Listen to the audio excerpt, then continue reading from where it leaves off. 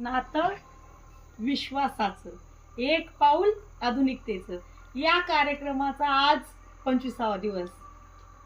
शेतकरी बांधवांना एक विनंती आहे की आपण जे काही औषधं घेतोय त्याच्याकडे थोडंसं लक्ष द्या.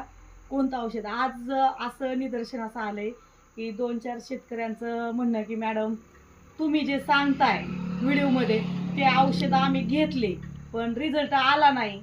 का नाही आला? बाकीच्यांचा रिझल्ट येतो. म्हणजे एकतर असं होऊ शकतं की औषधाच्या जागेवर दुसरी औषधं घेतली गेली असतील किंवा त्या शेतकऱ्याला जे मार्गदर्शन पाहिजे होतं ते व्यवस्थित मिळालं नसेल, त्याच्यामुळं त्यांना ते रिझल्ट आलेले नाही.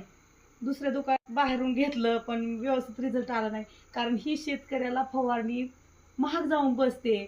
औषध फवारणी सहित दिवसभराचं मजुरी जर शेतकऱ्यांची धरली, टोटल खर्च जर धरला तर हा खर्च 2000च्या बी पुढे जातोय. दिवसभर शेतकऱ्यांनी तो पंप मारून पण जर रिझल्ट येत नसेल तर शेतकरी बांधवांना पण विनंती आहे की तुम्ही जे काही औषधं वापरताय ते तुम्ही स्वतः ब्रँड आहेत की नाहीत, मॅडम बोललेली आहे ते औषधं आहेत की नाही हे चेक करून बाहेरून औषधं घ्या. ओके.